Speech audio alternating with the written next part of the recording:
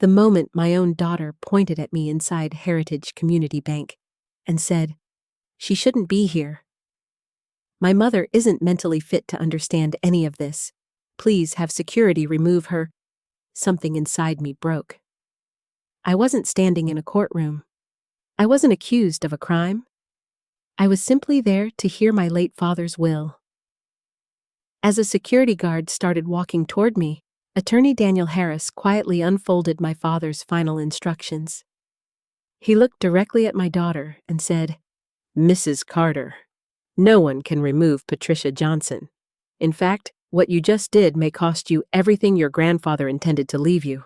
If this story touches something in your heart, I'd love for you to stay with me until the end. Please like this video if you believe parents deserve dignity as they grow older. Subscribe if stories about family truth and second chances speak to you. And before we begin, tell me in the comments, what would you have done if your own child had treated you this way? Also, let me know where you're watching from and what time it is in your corner of the world. 3 months earlier, none of us imagined our family would end up inside a bank arguing over my father's final wishes. The morning of my father, Thomas Miller's funeral, arrived with gray skies hanging over Cedar Falls. It felt as if even the weather understood that a good man had left this world. My father was 89 years old. He had lived a long life, but that didn't make saying goodbye any easier.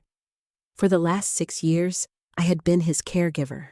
Every morning before sunrise, I drove across town to his house. I made his breakfast, sorted his medications, drove him to doctor's appointments, and listened to the same stories he had told dozens of times. I never minded repeating the conversations. I knew one day I would miss hearing every single one. People often asked me why I never hired full-time help.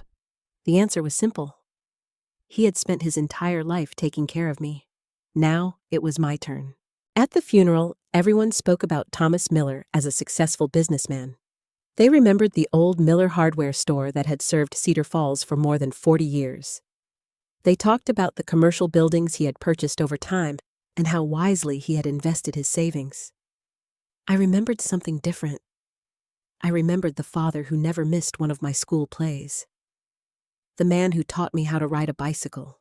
The father who slipped $20 into my purse after my husband died because he knew I was struggling, even though I never asked for help. As I stood beside his casket, I wasn't thinking about money. I was thinking about losing the last person who had always believed in me. Emily stood beside me wearing a black dress and holding my hand. She cried quietly. More than once, she whispered, "I'm so sorry, Mom." I squeezed her hand back. For a brief moment, I believed we were grieving together. After the service, friends and neighbors gathered inside the fellowship hall of our church. People brought casseroles, sandwiches, cookies, and coffee just as they always do in small Midwestern towns. Everyone shared stories about Dad. Some laughed, some cried. I noticed Brian standing near 2 local businessmen. Instead of talking about my father, he was asking questions. "So who manages Mr. Miller's rental buildings now? I heard he owned several commercial properties downtown. I wonder what those are worth these days." At first, I tried not to judge him. People cope with grief differently. Maybe I had misunderstood. But as the afternoon continued, his questions became more specific. He asked whether Dad still owned the old hardware building. He asked whether the investment accounts were professionally managed. He even asked someone if they knew how much rental income the buildings generated every month. None of those conversations sounded like grief. They sounded like business. Later that afternoon, Emily found me sitting alone outside the church. She sat beside me. "Mom," she said softly, "Grandpa wanted all of us to be secure." I nodded. "He did." She hesitated. "Did Grandpa ever tell you what he planned to do with everything?" The question surprised me. I never asked. "You never asked?" I shook my head. "It was his money. If he wanted me to know, he would have told me. Emily looked disappointed. I just figured he would have wanted to help family. He always helped family. But you know what I mean. I looked at her carefully.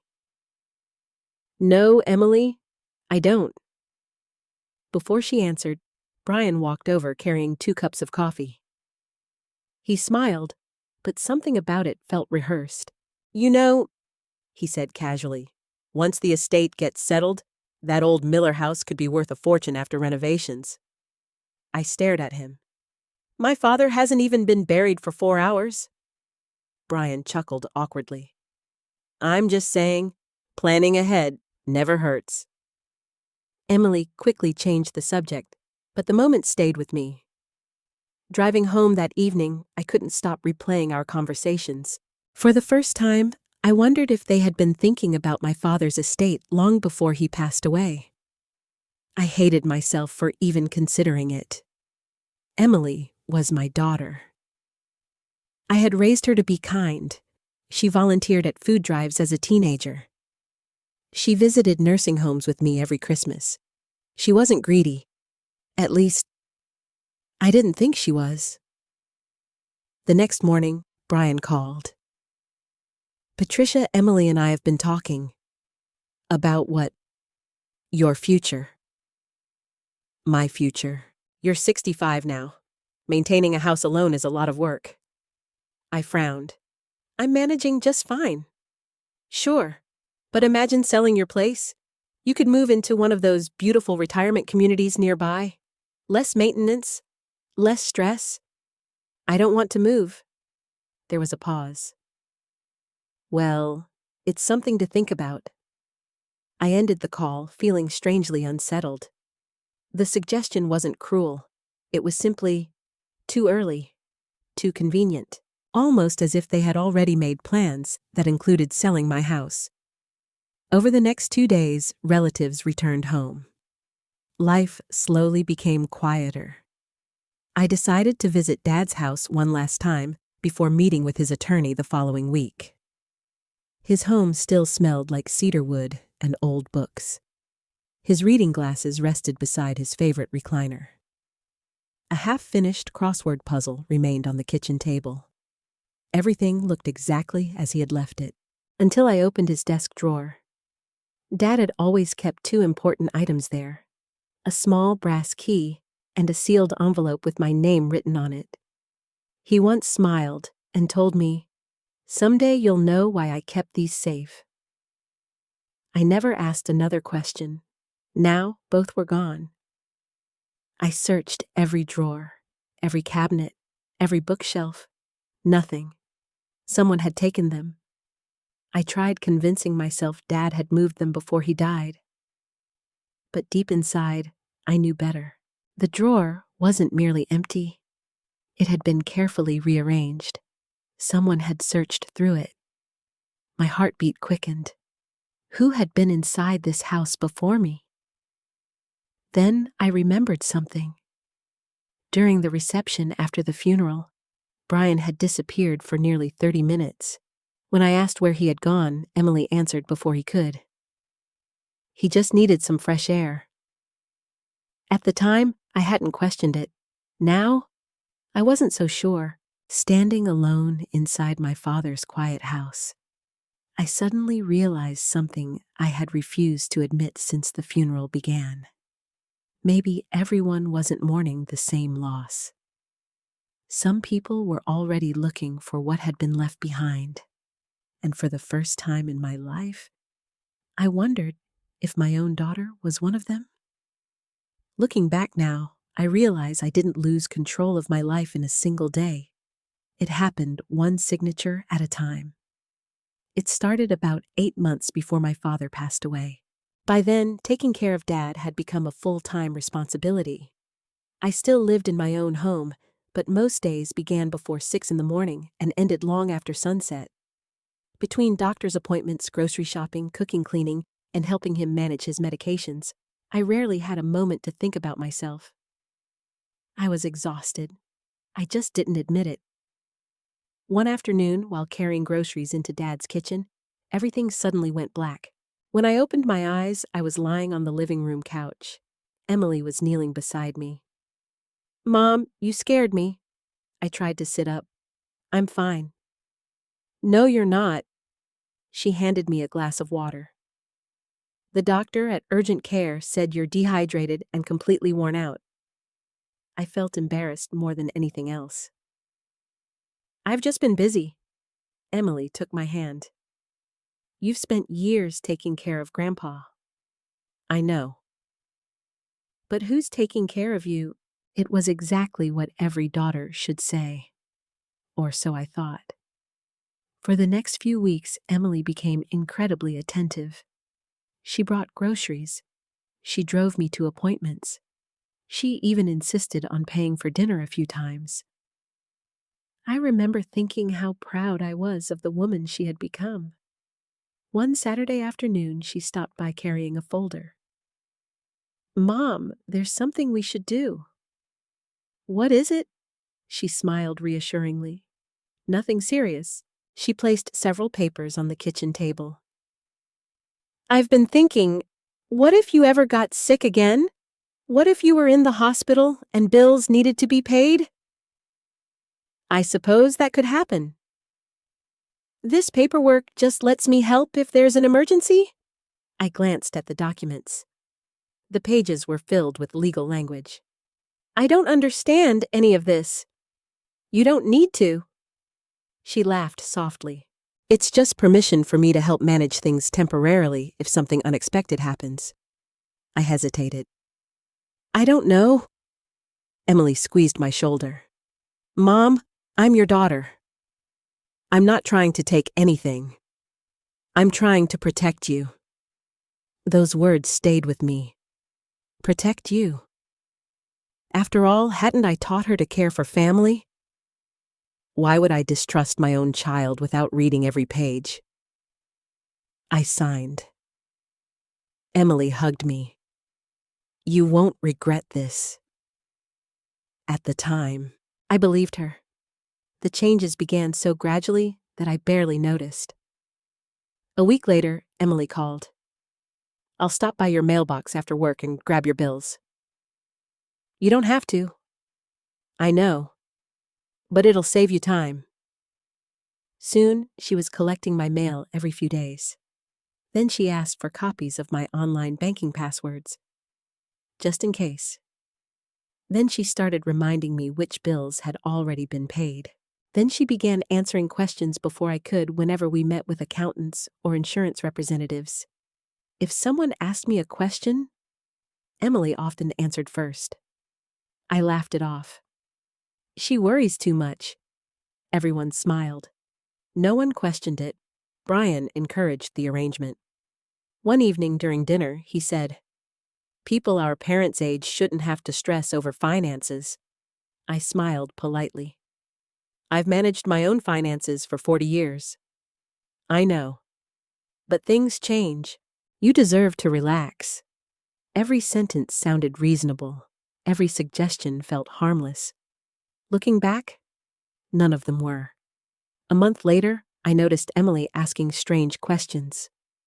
"Mom, how much is left on your mortgage?" "It was paid off years ago." "Oh. And your retirement account?" "It's doing fine." "Do you still keep money in savings?" I laughed. "You sound like my financial advisor." She laughed too. "I'm just making conversation." But the questions kept coming. How much did I receive from Social Security? How much was Dad's house worth? Did I still own my late husband's truck? How much property tax did I pay every year? I answered almost everything. Not because she demanded it, because she was my daughter. Trust never feels dangerous until someone abuses it. About 6 weeks later, I received a phone call from Heritage Community Bank. "Mrs. Johnson." "Yes." "This is Angela from the Fraud Prevention Department." My stomach tightened. "Is something wrong?" "We'd like to verify a recent transfer." "What transfer?" "There was an electronic transfer of $85,000 from your savings account." I nearly dropped the phone. "I'm sorry. How much? $85,000. I didn't transfer $85,000. Angela became quiet. Our records indicate the transaction was authorized using a valid financial power of attorney. I felt cold. There has to be a mistake. The funds were transferred to Collins Development Group. For a second, I couldn't even breathe. Collins Development, Brian's company. I drove straight to the bank. Angela welcomed me into a private office. She showed me the paperwork. There it was, my signature. The same signature I had placed on Emily's paperwork weeks earlier. I stared at it for several seconds. What exactly did I sign? Angela looked uncomfortable. It granted your daughter broad authority to manage financial transactions on your behalf. I thought it was emergency paperwork. I'm sorry, Mrs. Johnson. It appears it was much broader than that. I felt as though the room had tilted. Every conversation replayed itself inside my head. The mail, the passwords, the questions, the bills. None of it had been random. It had been preparation. I left the bank, shaking. I sat inside my car for nearly 20 minutes before starting the engine. Part of me wanted to believe there was an explanation. Maybe Brian had misunderstood. Maybe Emily intended to return every dollar. Maybe this really had been temporary. But another voice kept asking a question I couldn't ignore. Why hadn't either of them told me that evening? Emily called. Hi, Mom. Her voice sounded cheerful. I could barely answer. We need to talk. She immediately became serious. About what? I went to the bank today. Silence. Long enough to tell me everything. Finally, she spoke. I was going to explain. Those 6 words frightened me more than any argument ever could, because innocent people don't say they were going to explain. They explain before they're caught. I ended the call before she could say anything else. For the first time since signing those papers, I locked every door in my house. Not because I was afraid of strangers, because I no longer knew whether I could trust my own family. And somewhere deep inside me, a painful thought began to grow. If Emily had hidden an $85,000 transfer, what else didn't I know? I barely slept that night. Every time I closed my eyes, I saw the same number. $85,000. It wasn't just money. It was years of careful saving after my husband passed away. It was the emergency fund I had built one paycheck at a time. It was the security that let me sleep peacefully at night. Now it was gone. And my own daughter had signed the papers that made it possible. The next morning, I called Emily. We need to meet. She didn't argue. Come over after lunch. At 1 o'clock, she arrived with Brian. That surprised me. I hadn't invited him. The moment they walked into my living room, I noticed they had already decided who would do most of the talking. Brian. Emily barely looked at me. I stayed standing. So, I began quietly. I'd like my $85,000 back. Brian forced a smile. Patricia, let's not make this sound worse than it is. Worse than it is. It wasn't stolen. It was borrowed. I looked directly at Emily. Did you know about this? She nodded slowly. I did. Hearing those 2 words hurt more than I expected. You knew? And you never told me. Emily looked away. We were going to. When? She hesitated. After the project was finished. Brian leaned forward. Patricia, this was simply a bridge loan. I frowned. A loan requires permission. You had legal authority. I gave Emily authority to help me. Not to empty my savings. Brian folded his hands calmly. Our development project ran into unexpected delays. We only needed temporary cash. You'll have every penny back. I couldn't believe how casually he spoke, as if $85,000 were a forgotten grocery bill. I looked at Emily again. Why didn't you ask me? Tears filled her eyes. I knew you'd say no. There it was, the truth. Not confusion, not misunderstanding. A choice. She had known exactly what I would say, so she removed my chance to answer. I sat down because my knees suddenly felt weak. For several moments, nobody spoke. Finally, I asked the question that had been haunting me since leaving the bank. Whose idea was this? Brian answered before Emily could. Mine. I suggested it, but Emily agreed. He sounded almost proud, as though honesty somehow made everything acceptable. I shook my head. You had no right. We're family. Family doesn't steal.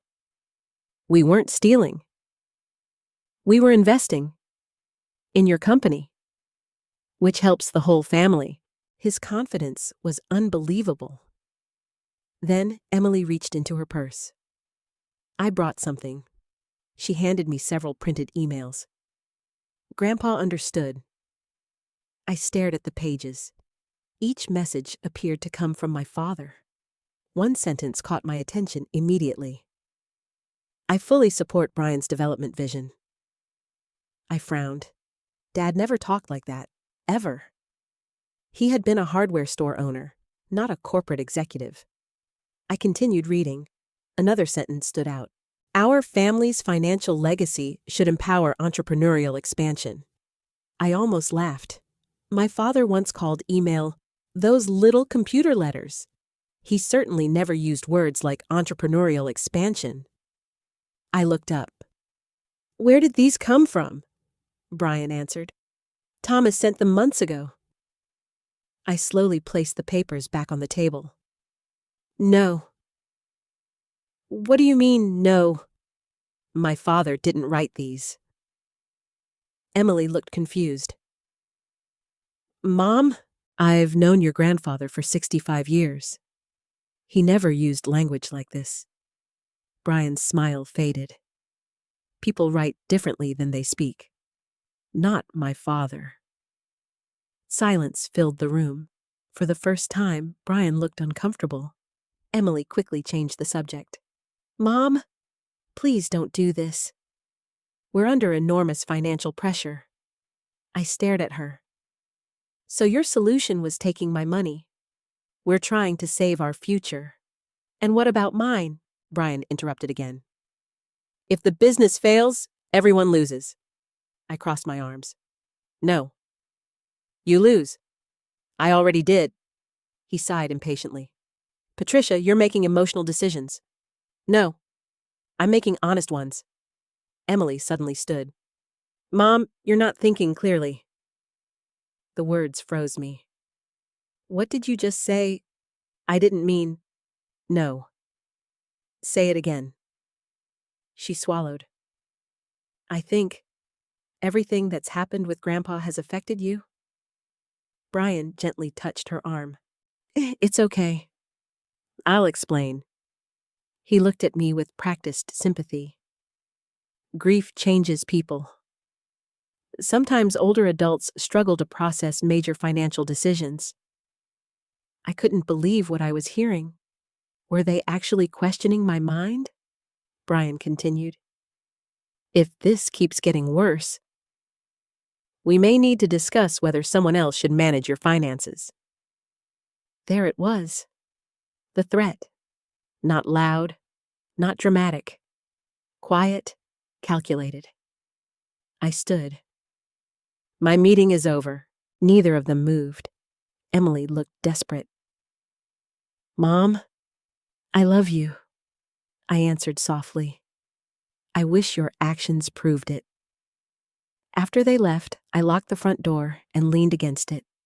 For the first time in my life, I felt unsafe inside my own home. That evening, while trying to distract myself, I began cleaning old messages from my phone. Hundreds of voicemails. Most were advertisements, doctor appointments, church reminders. Then I noticed one I had never opened. It was from Dad. The date stopped me cold. 3 days before he died. My hands trembled as I pressed play. His familiar voice filled the room.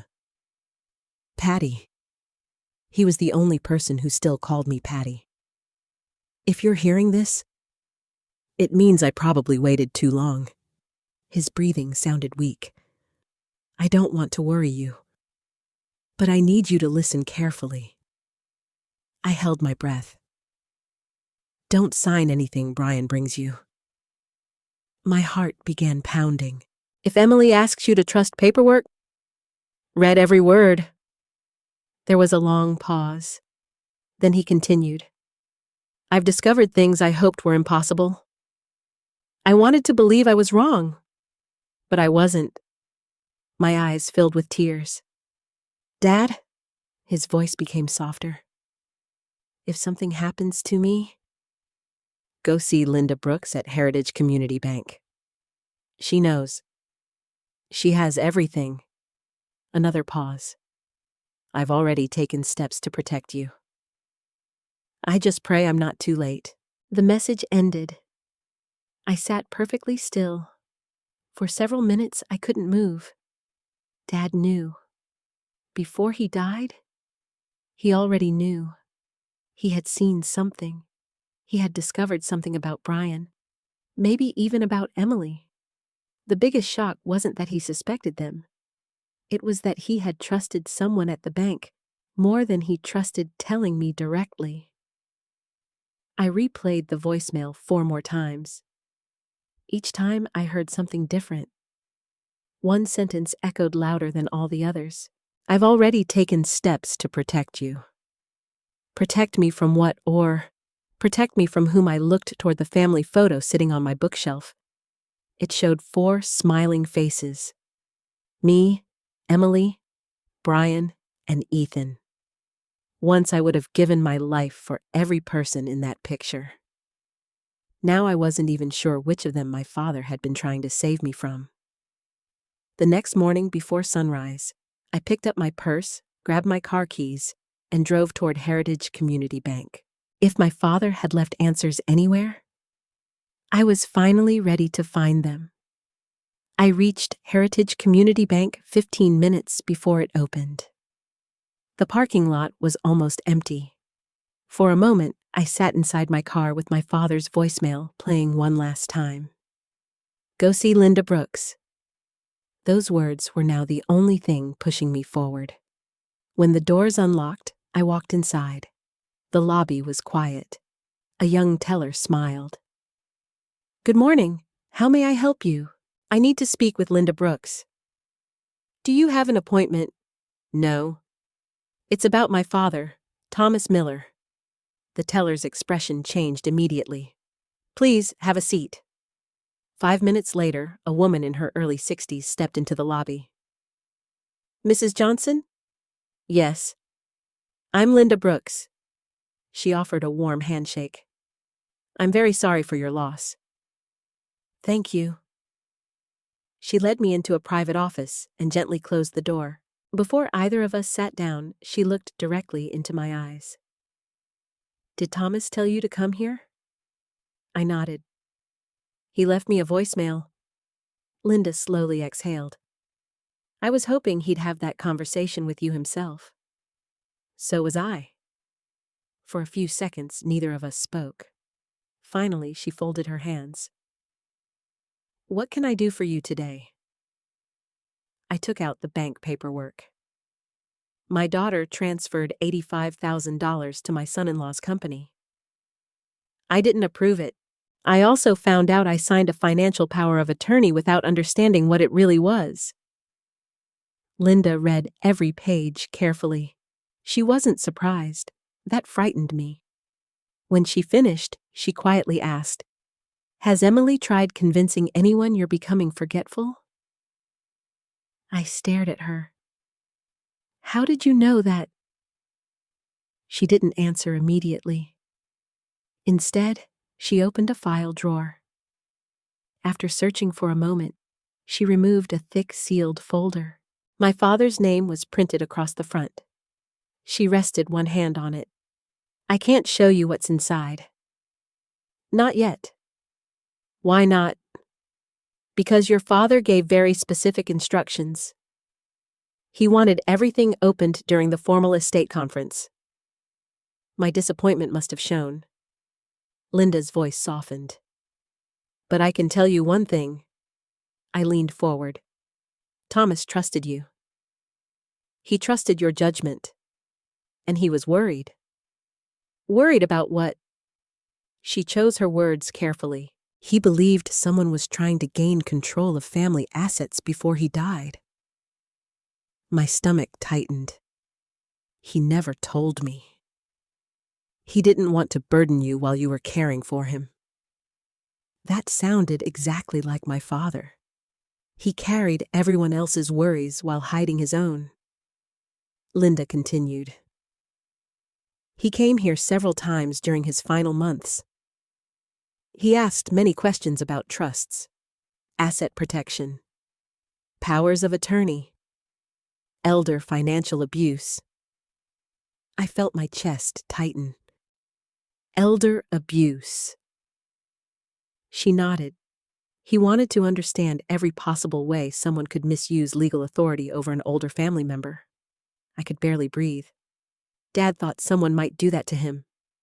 Linda looked at me with kind eyes. No. He was worried about you. Those 4 words hit me harder than anything else. He hadn't been protecting himself. He had been protecting me. I looked down at my hands. I should have noticed. You were taking care of him. You couldn't see everything. I closed my eyes. Maybe, but guilt still settled heavily inside me. Linda opened another folder. This part I can help with today. She handed me several forms. These will revoke your daughter's power of attorney. I didn't hesitate. Where do I sign? She smiled slightly. That's the easiest decision you've made all morning.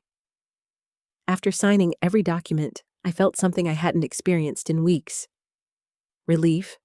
Not complete relief, but enough to breathe again. Linda immediately made several phone calls. She notified the bank's legal department. She contacted fraud prevention. She instructed them to place additional monitoring on my accounts. When she finished, she looked back at me. No more transfers will happen under the old authorization. Thank you. I wish I'd come sooner. So do I. Then her expression became serious again. There is something else. My heart sank. What now? She hesitated. Emily contacted us. I stared at her. When? About 2 weeks ago. What did she want? Linda chose every word carefully. She expressed concerns about your ability to manage your finances. For several seconds, I couldn't speak. I don't understand. She claimed you've become forgetful since your father's illness. She asked whether the bank had procedures for protecting elderly clients experiencing cognitive decline. I felt physically sick. So she was already, Linda nodded gently, building a record. My hands began shaking. I thought Brian had just threatened that. It appears the conversation started earlier. I looked out the office window. Cars moved normally through the parking lot. People walked in carrying coffee. The world outside looked exactly the same. Mine no longer did. Linda continued quietly. Fortunately, nothing she submitted was enough for us to take action. Why not? Because your banking history showed decades of responsible financial management. And because your father had already spoken to us. I looked back at her. So Dad knew. He suspected. He couldn't prove everything. But he prepared anyway. Silence settled between us again. Finally, I asked the question that mattered most. Do you think Emily is doing all this because she wants money? Linda didn't answer immediately. I think people don't usually wake up one morning and become dishonest. It happens slowly. One compromise, then another. Eventually, they convince themselves they're doing the right thing. I thought about Emily as a little girl. She used to cry if she accidentally kept an extra quarter after buying candy. Now she had helped move $85,000 without asking me. How does someone change that much, or had I simply failed to notice? Before I left, Linda stood beside the office door. There is one last thing Thomas asked me to tell you. My heart skipped. He said, if Patricia ever comes here frightened, tell her she is stronger than she believes. The tears came instantly. That sounded exactly like him. Whenever life became difficult, he always said, you've survived harder days than today. I smiled through my tears. He never stopped being my father. No. Linda smiled back. He didn't. As I reached my car, my phone buzzed. Emily. I almost ignored it. Instead, I answered. Hello? Her voice sounded nervous. Mom? Where are you? Out. Brian and I stopped by your house. I wasn't expecting visitors. We need to talk. We already did. This is different. What happened? She hesitated. Then she asked a question that made my blood run cold. Did you go to the bank today? I looked back at the Heritage Community Bank building. How did she know I hadn't told anyone? I answered carefully. Why would you ask that silence? Then she whispered, because Brian said if you talked to Linda Brooks, everything could fall apart. The line went dead. I stared at my phone, not because Emily had hung up, but because Brian already knew exactly who my father had trusted. And somehow, he seemed terrified that I had finally found her. I didn't drive home right away. Instead, I sat in my car across the street from Heritage Community Bank, replaying Emily's last words. Brian said, if you talked to Linda Brooks, everything could fall apart. She hadn't asked whether I trusted Linda. She hadn't asked what Linda had told me. She already knew Linda was the one person standing between Brian and whatever he wanted. That wasn't a coincidence. It was proof. Someone had been planning this long before my father died. I started my car and headed home, but my mind never left the bank. For years, I believed my biggest responsibility was protecting my family. Now, I understood something painful. Sometimes protecting your family means protecting yourself from the people hurting you. That afternoon, I called an attorney recommended by Linda. His name was Michael Turner. He specialized in elder financial abuse and estate law. When I explained what had happened, he didn't interrupt once. When I finished, he asked only one question.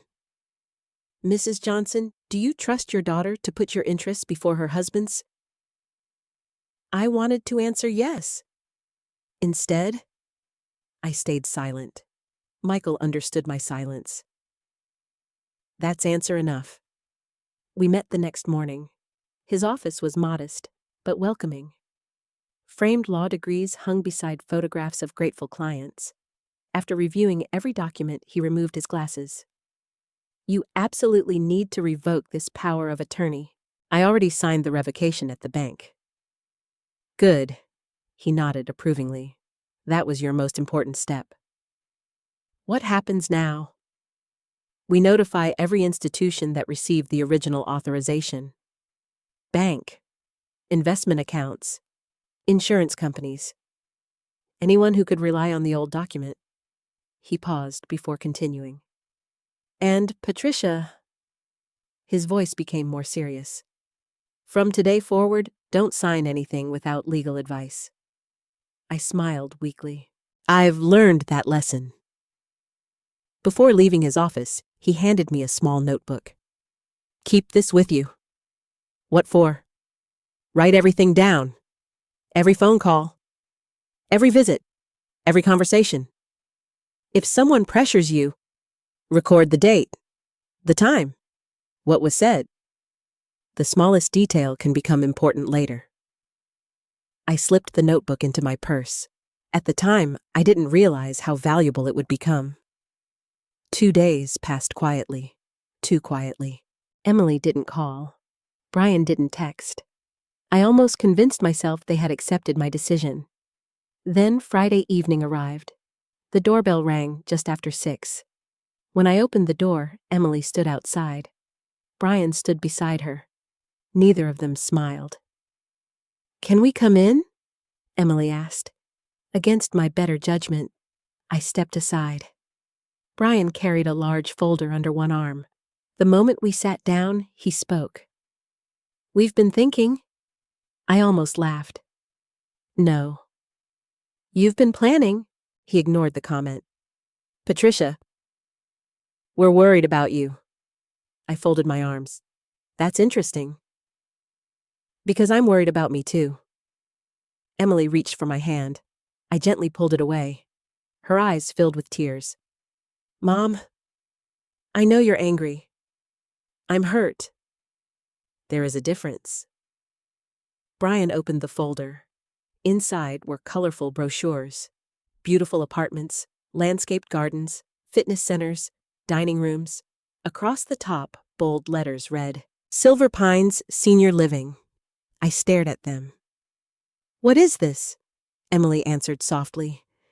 "We found a wonderful retirement community." "I didn't ask you to.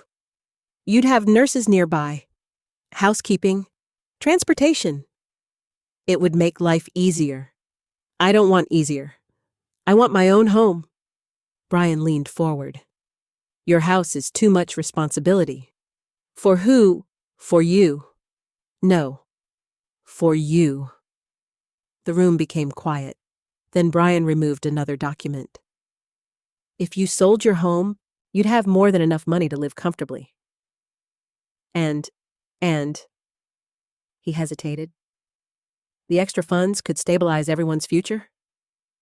There it was again. Everyone's future. Not mine. His. I looked directly into his eyes. "You mean your business?" Emily quickly interrupted. "Mom, please don't do this. We're trying to solve problems together." "No. You're trying to solve your problems with my money." Brian sighed dramatically. I knew this would happen. "What? You're becoming suspicious of everyone." I remembered Michael's notebook. Without saying a word, I slipped my phone into my sweater pocket and quietly started recording. Neither of them noticed. Brian continued. "We even spoke with a physician." My stomach tightened. "A physician?" Emily nodded. "He specializes in senior cognitive health." She slid another paper toward me. I picked it up. At first glance, it looked official. Medical letterhead, typed paragraphs, professional language. According to the document, I was showing signs of diminished financial judgment and would benefit from supervision by a trusted family member. I read it twice, then a third time. Finally, I looked up. "I've never met this doctor." Neither of them answered. I said, "I've never met this doctor." Brian shifted in his chair. "It was based on information we provided." I couldn't believe what I had heard. "So, a doctor wrote an opinion about me, without examining me." Emily whispered, "We only wanted advice." "No. You wanted paperwork." Silence. Then Brian made his biggest mistake. He pointed toward my desk. "Look. If you sell this house, repay the $85,000, and combine your remaining savings." I interrupted him. "How do you know exactly how much is left in my savings account?" He froze. For just a second. It was enough. Emily looked at him in confusion. He recovered quickly. "I was estimating." "No. You weren't. You knew. I watched his face carefully. He looked away. That tiny movement confirmed everything. He still had access to information he should never have seen. Emily suddenly became defensive. Mom, why are you interrogating us? Because you're asking me to give up my home? My savings. My independence. And now you're bringing fake medical opinions into my living room. Brian stood. We're trying to help. No. You're trying to control me. His patience finally disappeared. Fine. You want the truth? I stood too. Yes. He stared at me. If you continue behaving like this, you shouldn't be involved in your father's estate meeting. Emily looked shocked. Brian, he ignored her. We'll explain to the bank that you're emotionally unstable. We'll make sure sensitive financial decisions are handled by people who are thinking clearly. I felt my heart beat slow.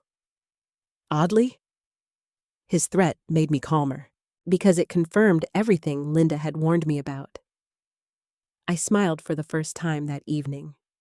Brian looked confused. Why are you smiling? Because you finally said it out loud. He frowned. What are you talking about? I've spent weeks wondering whether I was imagining all of this. But now I know. You don't want to help me. You want me out of the way. Emily began crying. Mom, I never wanted it to happen like this. I looked at her. For the first time, I didn't see the little girl I had raised. I saw a woman making one terrible choice after another. Then stop! She lowered her eyes. She said nothing. Brian grabbed the folder. We're leaving. At the front door, he turned around one last time. The estate meeting is next week. You'll only embarrass yourself. Then he smiled. A lot can happen before then. The door closed behind them. I locked it immediately. Then I took my phone out of my pocket. The recording had captured every word, every threat, every lie, every attempt to pressure me. I saved the file in 3 different places. Then I opened Michael's notebook and wrote everything down. Time, date, every sentence I could remember. As I finished writing, another thought struck me. If Brian was already planning to keep me away from my father's estate meeting, then whatever waited inside my father's will had to be far more important than I ever imagined. The week before my father's estate meeting felt longer than the 6 years I had spent caring for him. Every phone call made me uneasy. Every car slowing in front of my house caught my attention. I kept hearing Brian's final words. A lot can happen before then. I refused to let fear control me. Instead, I followed every piece of advice Michael Turner had given me. I changed every password connected to my finances. I notified my investment advisor that Emily no longer had authority to speak for me. I even rented a small safe deposit box for my most important documents. For the first time in my life, I was protecting myself from my own family. That realization hurt more than I wanted to admit. 3 days before the estate meeting, my grandson Ethan came to visit. He walked through my front door carrying a paper bag from my favorite bakery. Hi, Grandma. His smile immediately made me feel better. I brought cinnamon rolls. I hugged him tightly. You always know exactly what I need. He looked around the quiet house. Mom and Dad aren't here. I noticed. They don't know I came. That surprised me. You came anyway. He shrugged. I wanted to see you. We spent nearly an hour talking about school football practice and his college plans. Not once did he mention money. Not once did he ask about great-grandpa's estate. That alone reminded me that not everyone in my family had changed. Finally, he became serious. Grandma, can I ask you something? Of course. Are mom and dad fighting with you because of great-grandpa's money? Children often see more than adults realize. I smiled gently. Some misunderstandings have happened. He looked down. I heard them arguing. My heart tightened. What did you hear?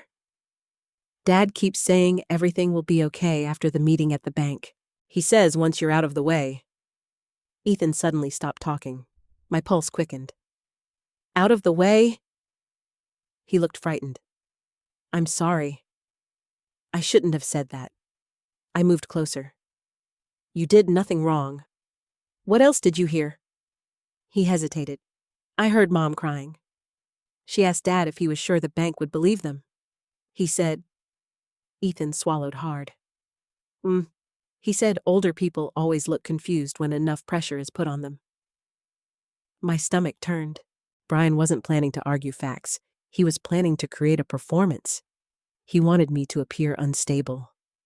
I forced myself to stay calm. Ethan, I need you to promise me something. Okay. No matter what happens next week, stay out of the arguments. This isn't your burden. He nodded. I promise. Before leaving, he hugged me tightly. I love you, Grandma. I love you too. Watching him drive away broke my heart. Whatever Brian had done, whatever Emily had chosen, I refused to let it destroy Ethan's future. The following morning, Michael called. I've received confirmation. Confirmation of what? The bank has officially recognized your revocation. No one can legally use the old power of attorney now. I felt relieved for about 5 seconds. Then Michael continued.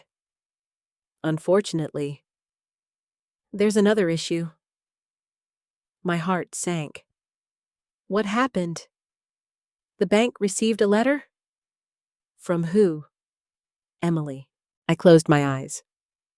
What does it say? Michael sighed. She claims you're becoming increasingly forgetful. She also states you're vulnerable to financial manipulation. I almost laughed. The irony is unbelievable. I agree. But we need to take it seriously. Will they believe her? No. Not by itself. But if she creates enough incidents, she could build a pattern. Exactly what Linda had warned me about. Michael continued. I want you to remain completely calm during the estate meeting. No matter what happens. No arguments. No shouting. No emotional outbursts. I understand. Good. Because people hoping to prove instability often try to provoke emotional reactions. That sentence stayed with me. Brian wanted a reaction. I couldn't give him one. The night before the meeting, I barely slept. Instead, I sat in my father's old rocking chair, holding one of his sweaters. It still carried the faint scent of cedar and aftershave. I remembered something he had once told me. Patty, people reveal who they are when money becomes more important than love. At the time, I thought he was talking about strangers. Now I understood he had been talking about family. At 6:30 the next morning, my phone rang. Emily. I almost ignored it. Instead, I answered. Good morning. Her voice sounded exhausted. Mom, I don't want today to become ugly. Neither do I. You can still fix this. I frowned. Fix what? If you simply let Brian handle most of the meeting, everything can stay peaceful. I couldn't believe what I was hearing. My father's estate meeting isn't Brian's meeting. He understands business. So did my father. Silence. Then Emily whispered, Please don't force us to do this. I answered quietly, No, Emily.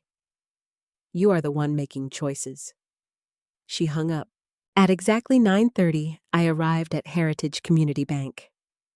I wore the navy blue suit my father always said made me look confident. Inside my purse were three things: the recording from my living room, Michael's notebook, and my father's voicemail. Nothing else mattered. As I entered the lobby, I immediately saw Emily and Brian. They weren't alone. A man in a gray suit stood beside them, their attorney. Brian smiled when he saw me. It wasn't a friendly smile. It was the smile of someone convinced he had already won. Emily avoided my eyes completely. Linda Brooks approached me immediately. "Good morning, Patricia. Are you ready?" I nodded. "As ready as I'll ever be." She gave my hand a reassuring squeeze. "Remember, you're exactly where your father wanted you to be." Those words gave me strength. We walked toward the conference room together. Just before I reached the door, I heard Brian whisper something to Emily. "Don't worry, once this starts, she won't be sitting in that room for long." I pretended not to hear him. Instead, I took one deep breath, straightened my shoulders, and stepped inside. None of us knew it yet. Within the next hour, every lie Brian had built over the past year would begin to collapse. The conference room at Heritage Community Bank was colder than I expected. A long oak table filled the center of the room. At one end sat Linda Brooks, with several neatly organized folders. Attorney Daniel Harris stood beside her, arranging a thick leather binder. Across from them sat Brian and Emily. Their attorney occupied the seat beside them. One empty chair remained. Mine. I walked over, placed my purse on the table, and sat down without saying a word. For a few seconds, no one spoke. Then Brian broke the silence. "I don't think Patricia should participate in today's meeting." Daniel looked up but said nothing. Brian continued. "She's been under tremendous emotional stress." Emily kept staring at the table. Her hands were trembling. Brian rested one hand on hers as if he were protecting her. In reality, I could already see he was controlling the entire conversation. Their attorney cleared his throat. "My clients have serious concerns regarding Mrs. Johnson's present ability to make informed financial decisions." Daniel calmly closed the binder in front of him. "Those concerns can be addressed if necessary." Brian smiled. "They should be addressed before we discuss Mr. Miller's estate." Linda quietly folded her hands. "Mr. Carter, today's meeting is scheduled according to Mr. Miller's written instructions." Brian nodded confidently. "Exactly." "And Thomas would never have wanted someone who isn't mentally competent participating." I almost laughed. Not because it was funny, because hearing my son-in-law speak for my father felt insulting. Daniel finally looked directly at me. "Mrs. Johnson, are you comfortable proceeding?" "I am." He nodded once. Before he could continue, Emily suddenly stood. My heart sank. I hoped she had come to apologize. Instead, she pointed toward me. "My mother shouldn't be here." The words echoed through the room. Nobody moved. Emily took a deep breath. I've watched her become increasingly confused. She forgets conversations. She becomes emotional over ordinary financial matters. She's vulnerable. Every sentence sounded rehearsed. Every pause sounded practiced. I realized she had memorized this speech.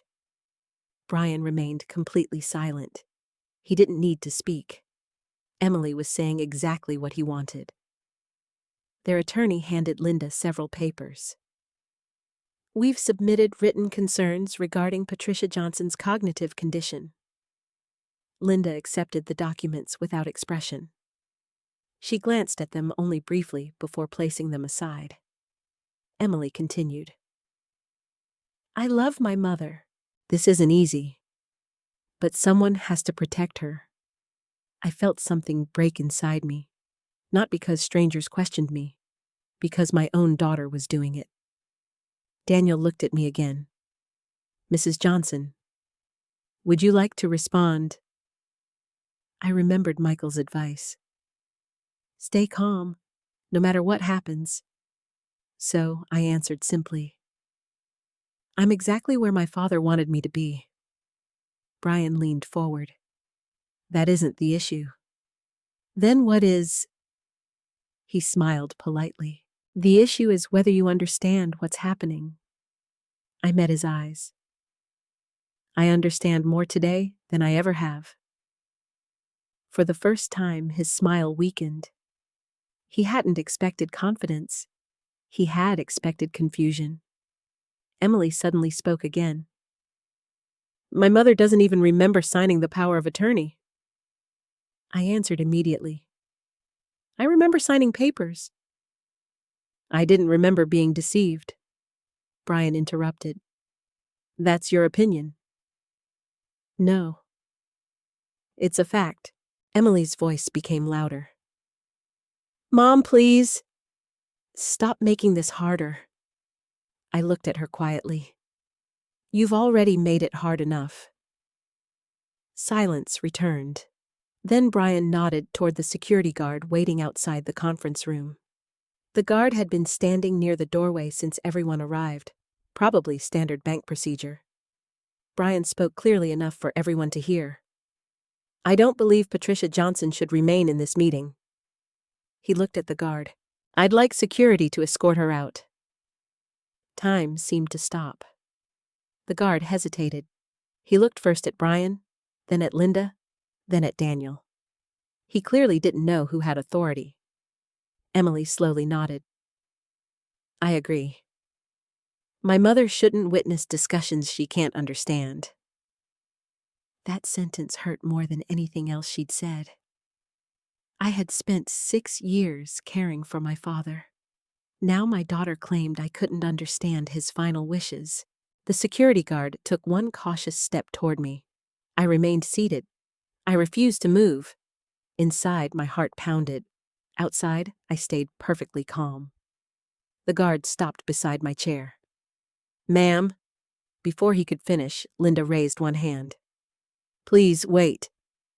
The room fell silent again. Everyone turned toward her. Linda looked directly at Daniel. I believe it's time. Daniel nodded once. Without saying another word, he reached into his leather binder. He slowly removed a large cream-colored envelope sealed with dark blue wax. Across the front were 6 words written in my father's unmistakable handwriting. Final instructions of Thomas Miller. Daniel carefully broke the seal.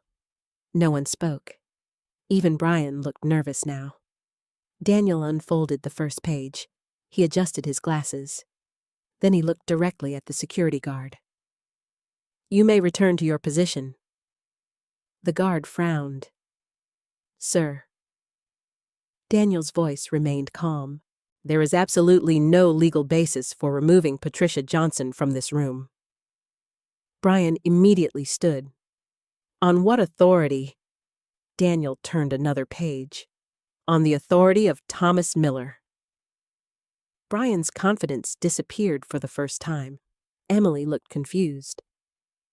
What does that mean? Daniel finally looked directly at both of them. It means Patricia Johnson is not merely permitted to attend today's meeting. He paused deliberately, then continued.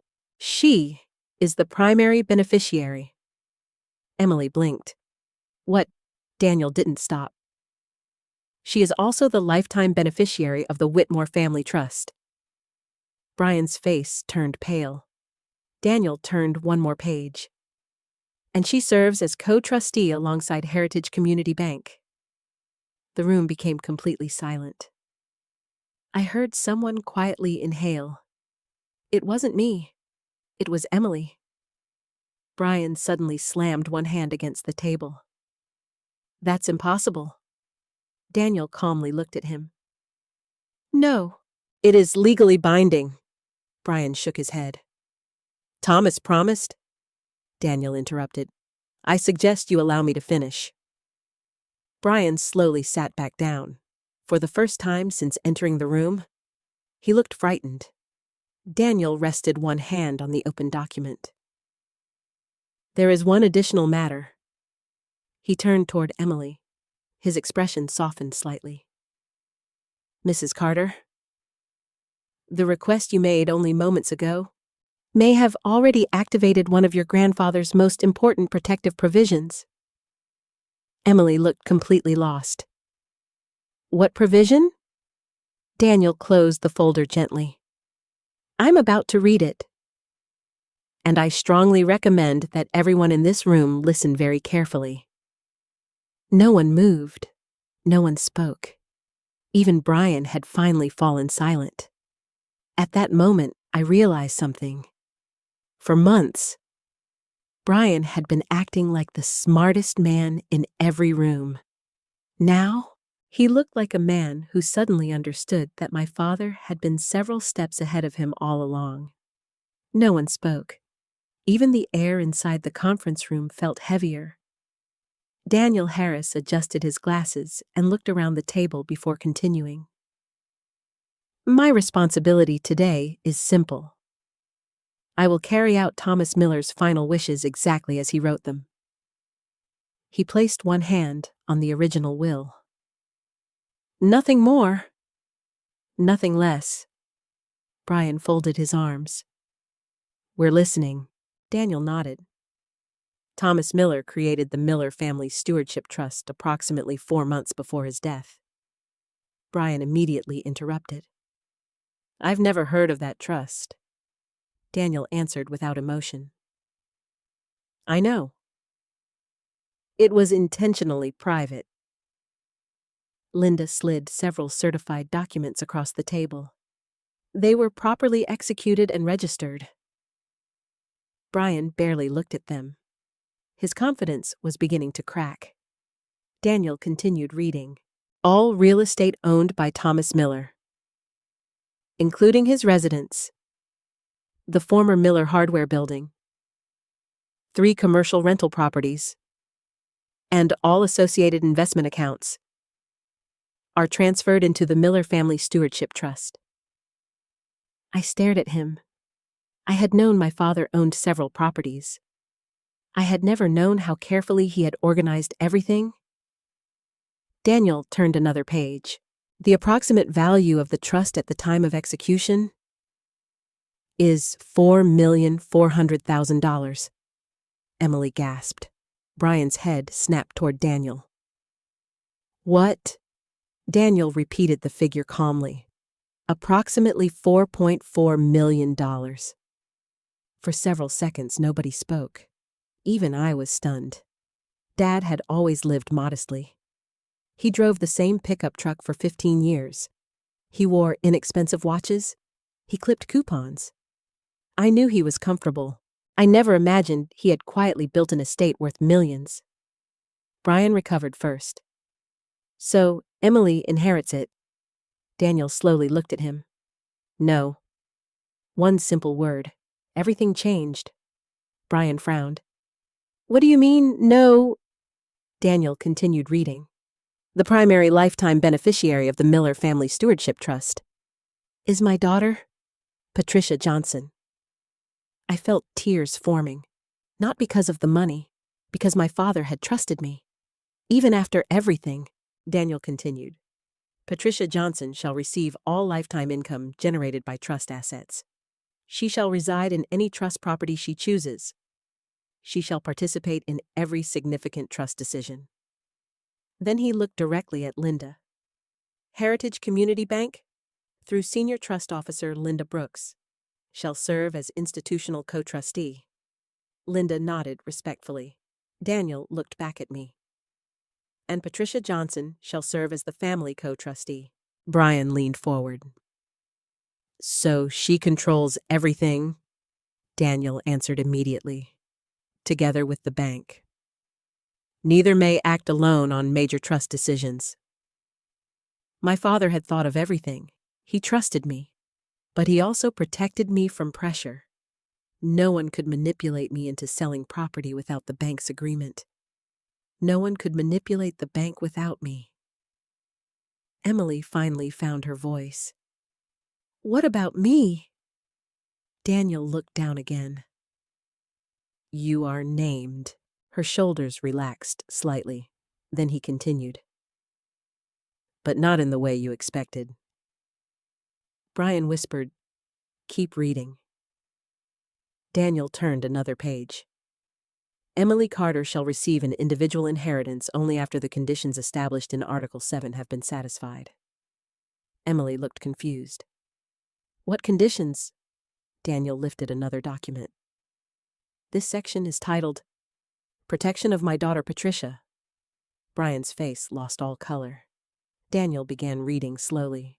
If any beneficiary knowingly attempts to isolate Patricia Johnson, to interfere with her independent financial decisions, to misuse legal authority over her assets, or to falsely question her mental capacity for financial gain, that beneficiary shall immediately forfeit all personal inheritance.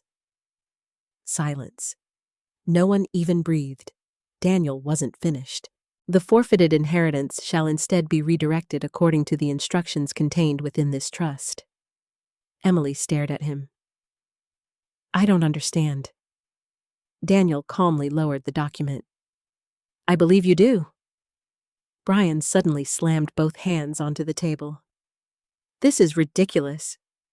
Daniel ignored him. The language is exceptionally clear. Brian pointed toward me. She's manipulating all of this. For the first time, Daniel's voice became firm. No, Mr. Carter. Your own actions appear to be the issue. Brian laughed bitterly. So Thomas expected us to attack Patricia? Daniel answered quietly. Apparently. He believed there was a possibility. Linda reached into another folder. There is additional supporting documentation. Brian immediately looked nervous. What documentation? Daniel answered. Correspondence between Thomas Miller and Heritage Community Bank. Brian's attorney finally spoke. My client requests copies. You'll receive them after today's meeting. Brian stood again. This is unbelievable. My wife was promised those properties. Daniel looked directly at him. By whom? Brian hesitated. Thomas. Daniel tilted his head slightly. Interesting. Because Thomas left a written statement saying otherwise. Brian froze. Daniel continued. He specifically stated, I have never promised Brian Carter ownership or control of any family property. Emily slowly turned toward Brian. You told me Grandpa promised. Brian didn't answer. Daniel continued reading. Any claim that I intended to transfer commercial properties directly to Brian Carter is false. Emily's eyes widened. You said he changed his mind after getting sick.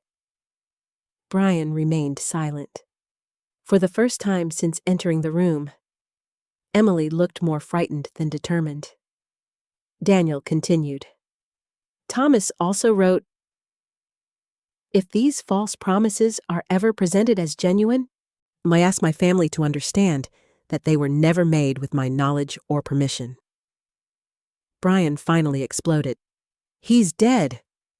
He can't defend any of this. Daniel calmly closed the statement.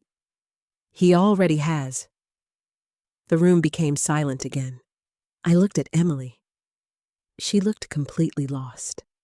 Not angry, confused. As though two different versions of reality were colliding inside her mind. Then Brian asked the question that changed everything. So, where exactly does Emily's inheritance go? If she loses it? Daniel looked at him carefully.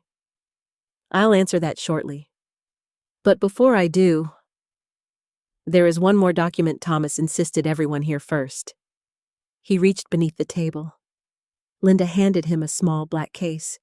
Inside was a portable digital recorder. My heart immediately recognized it. Dad had carried that recorder everywhere during his final months.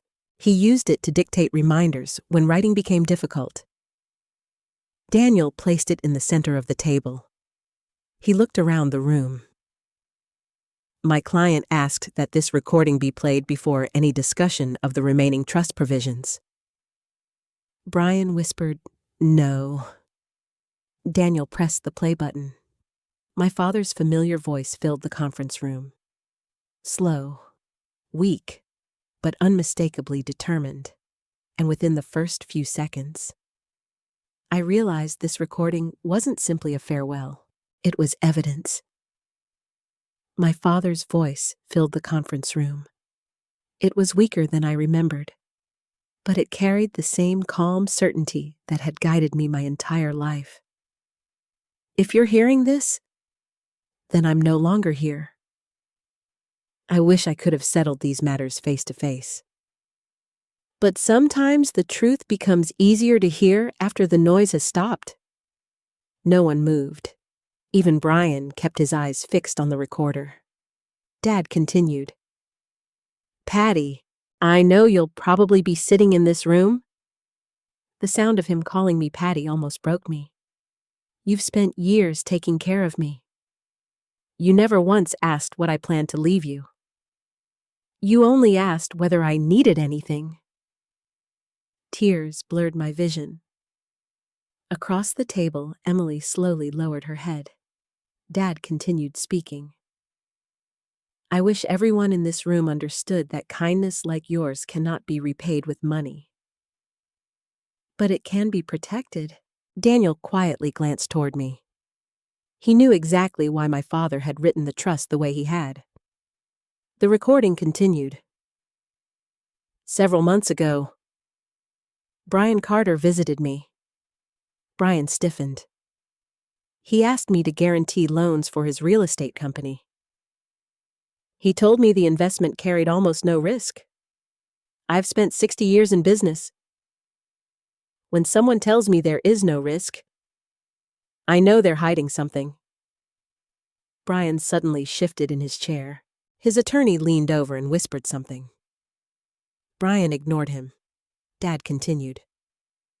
"I asked to review the financial statements. What I received did not match what I was told.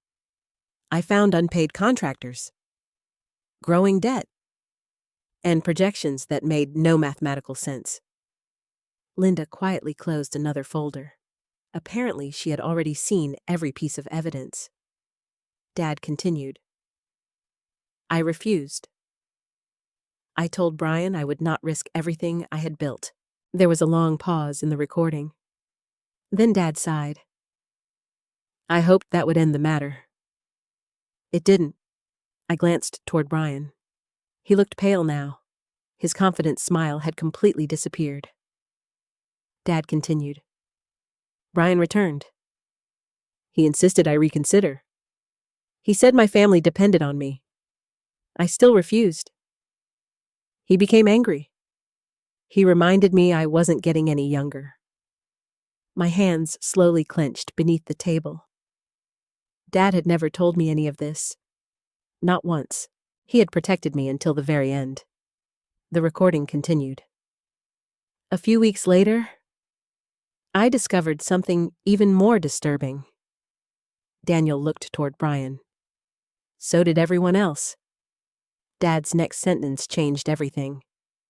I learned Brian had already begun telling people he would soon control my commercial properties. Emily looked sharply toward her husband. Brian refused to meet her eyes. Dad continued. "He even suggested changes to buildings he didn't own. I never gave him permission. I never promised him ownership. I never signed any agreement." Brian suddenly spoke. "That's not true." Daniel calmly pointed toward the recorder. "Please remain silent." Dad's voice continued. "When I confronted Brian, he apologized. He claimed people misunderstood him. I wanted to believe him.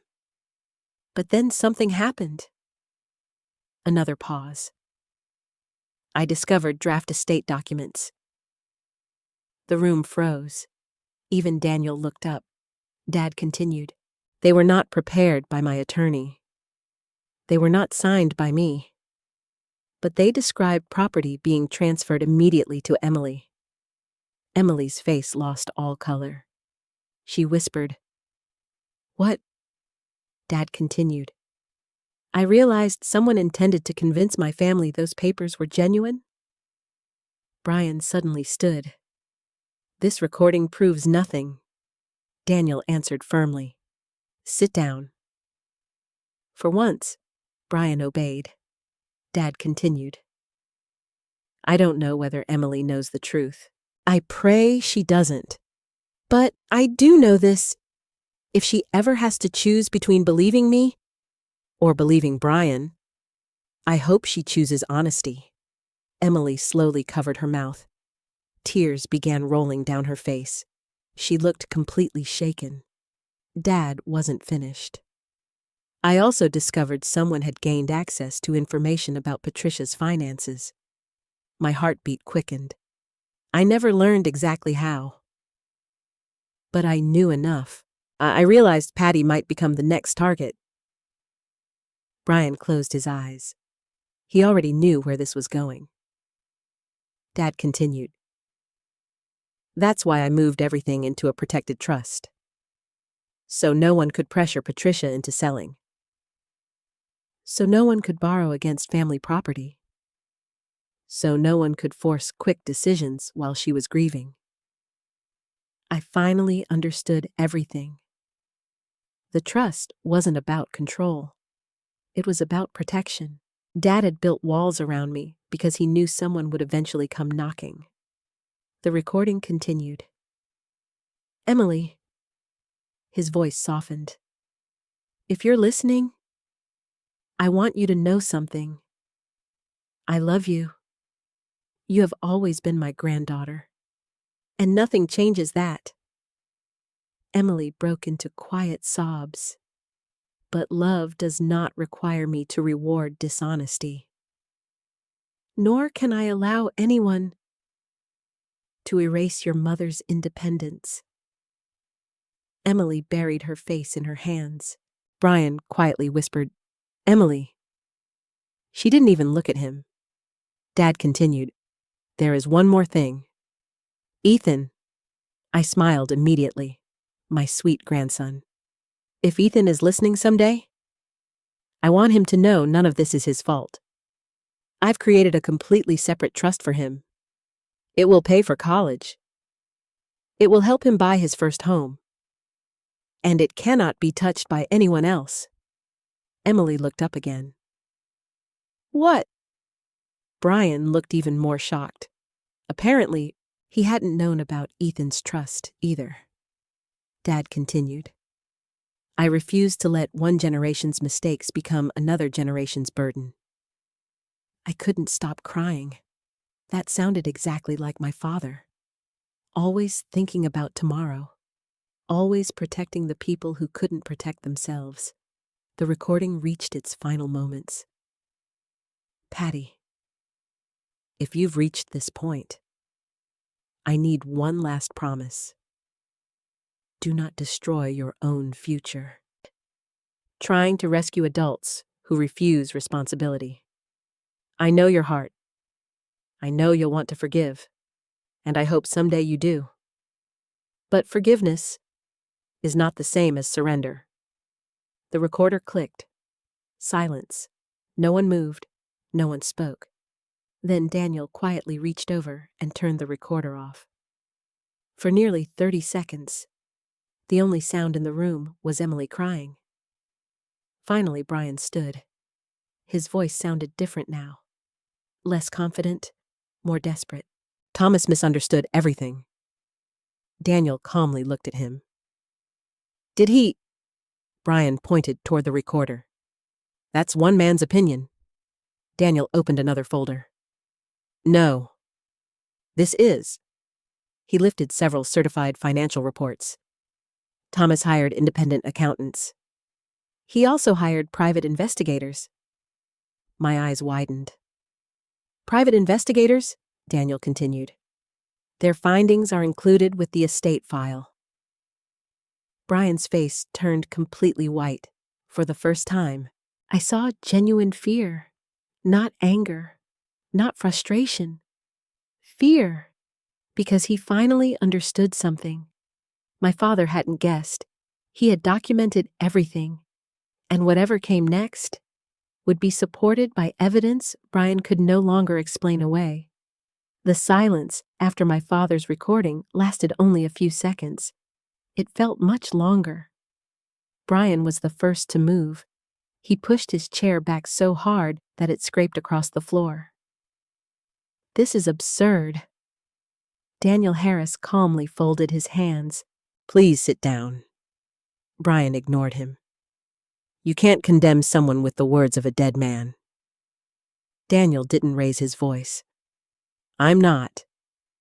The evidence will speak for itself." Brian laughed nervously. "What evidence?" Daniel opened another folder. "The evidence Thomas gathered before he died." I watched Brian's face. He was trying to look angry. Instead, he looked frightened. Daniel removed several documents. They include financial reports, emails, loan applications, and sworn statements. Brian interrupted. "My business has nothing to do with this estate." "It has everything to do with this estate," Daniel replied. "Because your business is the reason Thomas changed his estate plan." Emily looked from Daniel to Brian. She seemed completely lost. "Brian, what is he talking about?" Brian didn't answer. Daniel continued. "Mr. Carter, do you deny requesting that Thomas Miller personally guarantee a $2 million commercial loan?" Brian crossed his arms. "I asked him to invest." Daniel slid a copy of the loan application across the table. "This document says otherwise." Brian stared at it. His expression changed immediately. "I've never seen that." Daniel raised an eyebrow. "Your signature appears on page 4. Brian remained silent. Daniel continued. "The lender required Thomas Miller to pledge his commercial buildings as collateral." Emily slowly turned toward her husband. "You told me Grandpa only needed to sign as a reference."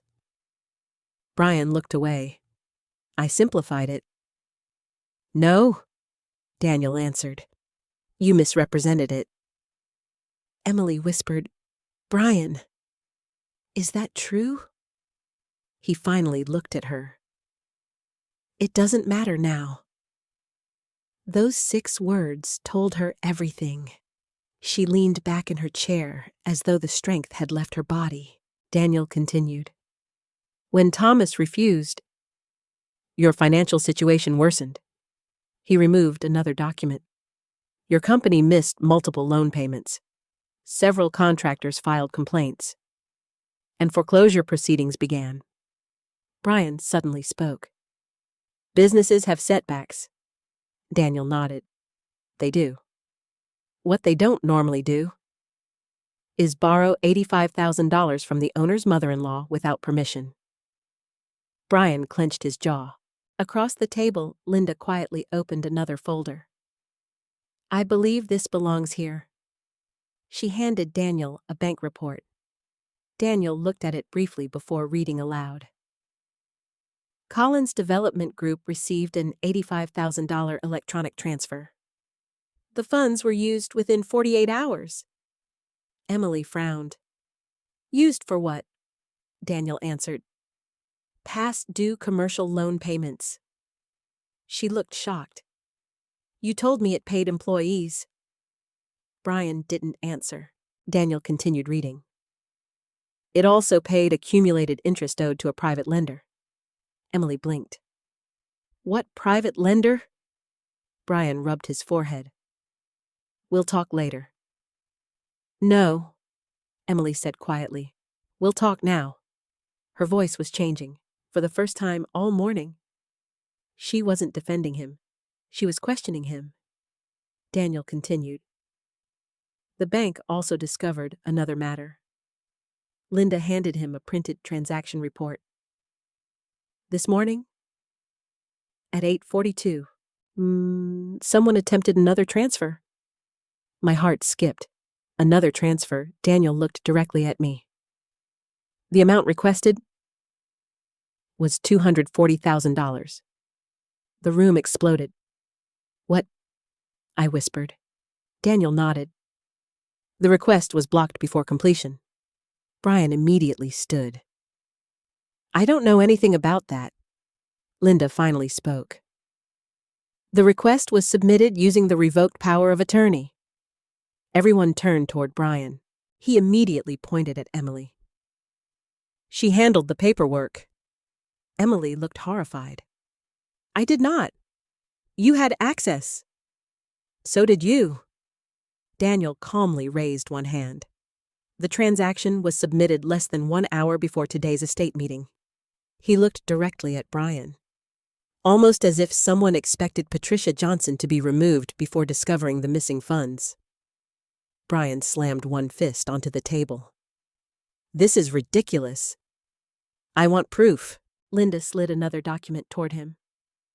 We have electronic authentication records. Brian barely glanced at them. Instead, he turned toward Emily. Say something. Emily looked at him for several long seconds. Then she quietly asked, Did you know about the second transfer? Brian answered immediately. No. Look at me. I said no. Emily didn't respond. Instead, she looked at Daniel. Was the transfer successful? No, because Patricia's power of attorney had already been revoked. Emily slowly lowered her head. For the first time, I realized something. She genuinely hadn't known. She looked shocked, not guilty. Daniel continued. The attempted transfer was directed to the same account that received the original $85,000. Brian rubbed both hands across his face. This is becoming a circus. No, Daniel replied. It's becoming the truth. Then Linda quietly added, Our fraud department has been reviewing the original transfer for several days. She paused. Which is why today's attempted transaction has already been forwarded for further investigation. Brian looked directly at her. What investigation? Linda answered simply. Potential financial fraud. The room fell silent again. Brian's attorney finally spoke for the first time in nearly 20 minutes. My client will not answer additional questions regarding any criminal matters. Daniel nodded. That's your right. But the estate proceedings will continue. Brian sat down heavily. He looked exhausted. Across from him, Emily looked heartbroken. She turned toward her husband again. I asked you so many times whether we were doing the right thing. Brian didn't answer. You told me Grandpa wanted to help. Silence. You told me Mom would eventually understand. Still nothing. You promised we'd return every dollar. Brian finally spoke. I was trying to save us. Emily shook her head. No. You were hiding things from me? She looked at Daniel. What else don't I know? Daniel slowly closed one folder. There is one final financial document. He looked toward Brian. I had hoped you would explain it yourself. Brian stared at the table. Daniel continued. But since you won't, I will. He reached for another sealed envelope. I noticed Brian close his eyes, almost as if he already knew what was inside. And whatever Daniel was about to reveal, it was the one secret Brian feared more than any other. No one reached for the sealed envelope. No one dared.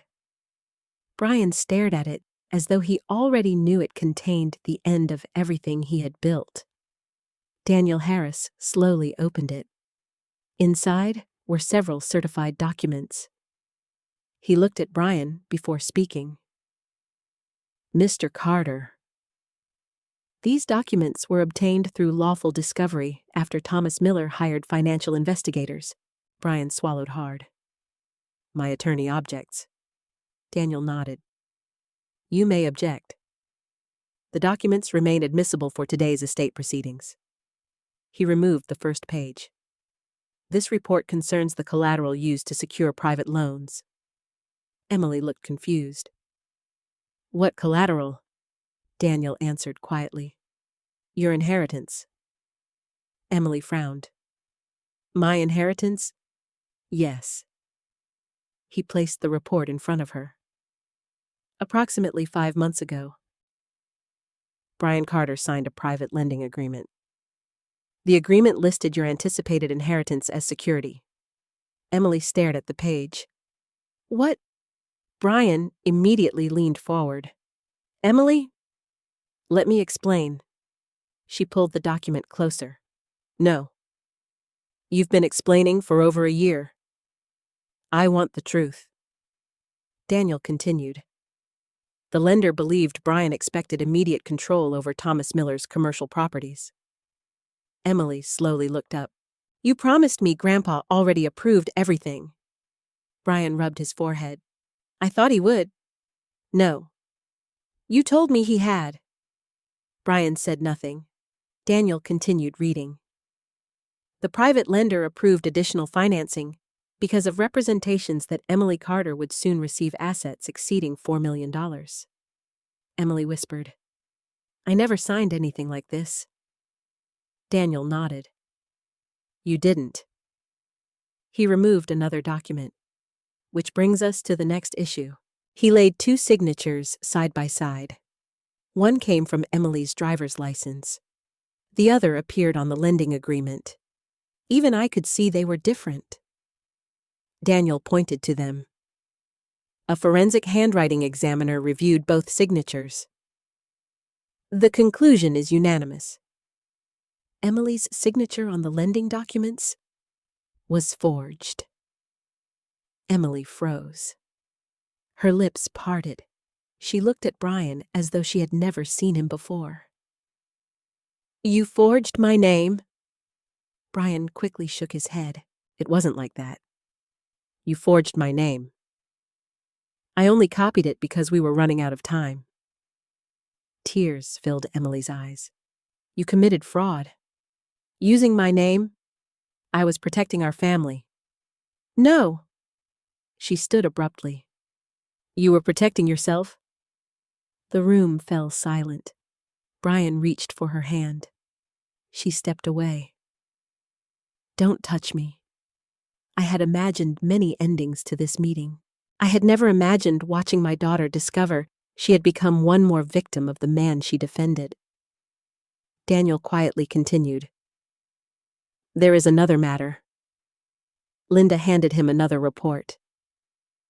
The attempted transfer of $240,000 this morning originated from a computer previously used for Collins' development group. Brian closed his eyes. The request included Patricia Johnson's revoked power of attorney and the medical letter describing her as mentally incompetent. Emily slowly turned toward Brian. You made the doctor's letter too. He hesitated. She shouted, Answer me. His shoulders slumped. Yes. The word echoed through the room. Emily began crying. You told me a doctor examined Mom. I only needed supporting paperwork. You lied. I needed something convincing. You lied to me. I was trying to save us. Emily shook her head. No, you kept using that excuse. But every lie only protected you. Daniel looked toward Linda. I believe that's everything. Linda nodded. I've already contacted the bank's fraud department. She looked toward Brian. They've requested local law enforcement respond. Brian looked shocked. You called the police? The attempted transfer required it. His attorney quietly stood. My client will exercise his right to remain silent. Daniel answered, That is entirely his decision. For several moments, no one spoke. Then Emily slowly walked toward me. I honestly didn't know what she was about to do. She stopped only a few feet away. Her face was covered with tears. "I'm sorry." I looked at her quietly. She continued, "I knew about the 85,000. I knew we shouldn't have taken it. I knew asking security to remove you was wrong." She lowered her head. "But I believed Brian. I believed Grandpa wanted us to have everything. I believed you would eventually forgive me." She wiped her eyes. "I never knew he forged my signature. I never knew he used my inheritance as collateral." She looked directly into my eyes. "But none of that changes what I did. No one forced me to stand against you. I chose to." Those words hurt, but they were honest. For the first time in months, Emily stopped making excuses. Daniel quietly opened the will one final time. "There remains one legal matter." He looked at Emily. "Thomas Miller anticipated this possibility." He pointed to the elder protection clause. "Because you knowingly participated in efforts to isolate Patricia Johnson, to misuse authority over her finances, and to falsely question her mental capacity. Your personal inheritance is permanently forfeited." Emily closed her eyes. She didn't argue. She simply nodded. "I understand." Daniel continued. "The funds originally intended for Emily Carter will instead be divided according to Thomas Miller's instructions." He turned another page. "Part will strengthen Ethan Carter's protected trust." A small smile appeared through my tears. Dad had protected Ethan, just as he promised. "The remaining portion will establish a permanent charitable fund assisting older adults who become victims of financial exploitation." I smiled through my tears. That sounded exactly like my father. Even after everything, he still wanted something good to grow from betrayal. At that moment, 2 county detectives entered the conference room. One approached Brian. "Mr. Carter." Brian looked exhausted. "Yes." "We'd like to speak with you regarding several financial matters." His attorney placed one hand on his shoulder. "We'll cooperate."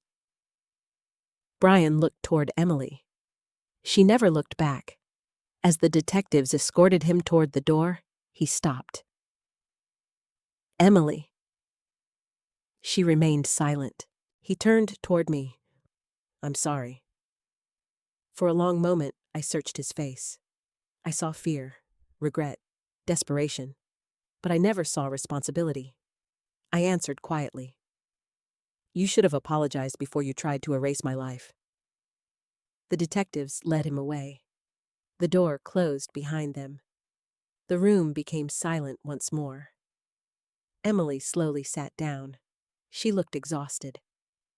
"So, it's over." Daniel closed the estate file. "The legal proceedings are. The healing will take much longer." I looked at my daughter. I still loved her. Nothing could change that. But love alone could no longer erase consequences, because that was the greatest lesson my father had left behind. Forgiveness begins with truth, not with pretending the truth never happened. The bank meeting ended just after noon. When I stepped outside, the summer sun felt strangely warm against my face. For weeks, I had lived with fear. Fear of losing my savings, fear of losing my father's legacy, fear of losing my own voice. Now all of that was behind me. But something else remained. The pain of knowing my own daughter had helped create it. Michael Turner walked beside me toward the parking lot. "You handled yourself well." I smiled weakly. I nearly fell apart. "You didn't." "I wanted to." There's a difference. Before getting into his car, he stopped. The criminal investigation will continue. So will the civil recovery process. I nodded. I understand. He hesitated. One more thing. If anyone pressures you to forgive too quickly, remember that healing doesn't begin until accountability does. Then he drove away. I sat in my car for several minutes before starting the engine. My phone buzzed. It was Ethan. "Grandma?" His voice sounded nervous. "Is everything okay?" I took a deep breath. "It will be." Mom won't answer her phone. I know. Did something bad happen? Children deserve honesty. Not every detail, but honesty. Your mom has a difficult road ahead. There was a long pause. Can I come see you? Anytime. That evening, Ethan arrived carrying pizza. Neither of us was hungry. Still, we sat together in my kitchen. He looked older than 17. Almost overnight. Finally, he asked, "Is Dad going to jail?" I looked down. I don't know. He may face serious charges. Ethan nodded slowly. I thought something was wrong. What made you think that he kept lying? I looked up. Lying about what? Everything. He always said one more deal would fix everything. One more loan. One more month. One more chance. He stared at the table. I stopped believing him a long time ago. My heart broke. Children should never have to lose faith in their parents. He looked at me again. I'm sorry about Mom. So am I. I still love her. So do I. He smiled sadly. I guess loving someone doesn't mean pretending they're right. I reached across the table and squeezed his hand. You sound exactly like your great-grandfather. For the first time that day, we both smiled. Over the next several weeks, life slowly changed. Brian was formally charged with fraud, forgery, and attempted financial theft. His business collapsed. Several creditors filed lawsuits. News traveled quickly through Cedar Falls. Neighbors who had once admired him suddenly crossed the street rather than greet him. Emily moved out of their house before the end of the month. She rented a small apartment across town. She found work at a medical billing company. For nearly 6 weeks, we barely spoke. One afternoon, she called unexpectedly. "Mom, can we meet?" I hesitated. "Why, I don't want money. I don't need a lawyer. I just want to talk." We met at a quiet coffee shop. She looked different. No expensive clothes, no expensive handbag, no makeup. Just a tired woman carrying the weight of her own choices. She sat across from me. For nearly a minute, neither of us spoke. Finally, she whispered, "I've started counseling." I nodded. That's good. My therapist asked me something. What? She asked when I stopped thinking for myself. Emily looked out the window. I couldn't answer. She smiled sadly. I always blamed Brian. But I made my own decisions. I remained quiet. She continued. I could have refused. I could have told you the truth. I could have walked away. But I didn't. Her eyes filled with tears. I wanted the life Brian promised. And I kept believing the next lie would somehow fix the last one. I looked at my daughter. For the first time in many months, she wasn't defending herself. She was accepting responsibility. She reached into her purse. I brought something. She handed me a cashier's check. The amount made me blink. $5,000. What is this? The first repayment. You don't have to? Yes, I do. She smiled through tears. I'll probably spend years paying back everything. But I need to start somewhere. I folded the check carefully. I'm proud of this decision. She looked surprised. Really? I'm not proud of what happened. I'm proud that you're finally facing it. We talked for another hour. Not about money. Not about court. Just about life. When we finally stood to leave, she quietly asked, "Will you ever forgive me?" I answered honestly, "I already want to." But trust grows slowly. It isn't rebuilt with one apology. She nodded. I know. Several months passed. Every month another repayment arrived. Sometimes it was $2,000, sometimes $500, sometimes only $100. The amount didn't matter. The consistency did. She never missed a payment. She never asked me to reduce it. She never complained. Then, one rainy Saturday morning, she called again. "Mom, I found something." "What?" "It belongs to you." My heart immediately remembered the missing brass key, the missing envelope. I stood up. "Where are you?" "I'm at Grandpa's house. I've been cleaning out some boxes. I think you should come." The drive took only 15 minutes. When I arrived, Emily was standing on the front porch alone. No Brian, no lawyers, no paperwork. She held a small cloth bag in both hands. As soon as she saw me, she started crying. Without saying a word, she handed me the bag. Inside was the brass key, and beneath it, the sealed envelope with my name written in my father's handwriting. My hands began trembling. "You found them?" She nodded. "They were hidden in Brian's old office. He stole them after Grandpa's funeral. He thought they proved Grandpa had left everything to us." I carefully held the unopened envelope. "He never opened it." She shook her head. "No, I don't think he ever found the courage." I looked at my father's familiar handwriting. For months, I'd wondered what message he left behind. Now, after everything, it had finally come home. For a long moment, neither Emily nor I spoke. We stood inside my father's old living room, surrounded by memories that suddenly felt alive again. The brass key rested in one hand.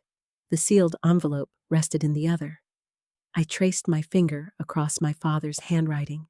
It simply said, "For Patty." Nothing else. No legal instructions. No list of assets. Just my name. Emily quietly wiped away another tear. I thought about opening it. I looked at her. But I knew I didn't have the right. I nodded. "Thank you." Those two words surprised both of us. They were the first gentle words I had spoken to her in months. She took a slow breath.